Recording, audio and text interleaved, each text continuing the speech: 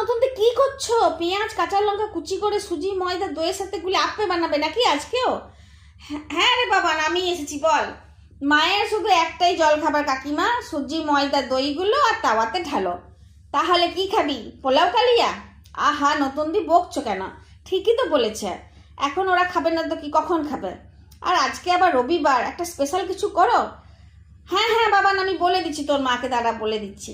হ্যাঁ নতুন শোনো, তুমি যখন পেঁয়াজ কাঁচা লঙ্কা কুচি করে নিয়েছো, সুজি ময়দাও নিয়ে নিয়েছো, তাহলে আর দই দিও না, আজকে বরঞ্চ 4টে ডিম দিয়ে দাও। দিয়ে ভালো করে ব্যাটারটা গুলে নাও।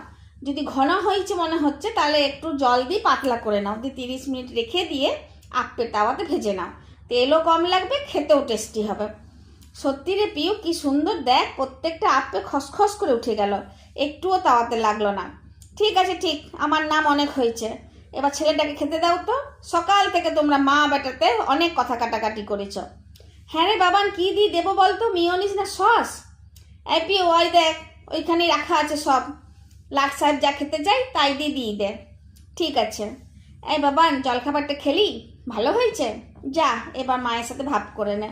মায়েরও তো সারাদিন খাটাখাটনি হয়, ভালো লাগে না? একদিন তো ছুটি চাই বল। ঠিক আছে, যা। আসি নতুন দাদা, যাবি কোথায় তুই? এত সুন্দর জল খাবারটা বানালি আর তিতলি বিলুজেরও নিয়ে যাবি না? হ্যাঁ, আর শোন না, থ্যাঙ্কস রে, আমাদের মা ছেলের মধ্যে ঝগড়াটা মিটিয়ে দেওয়ার জন্য।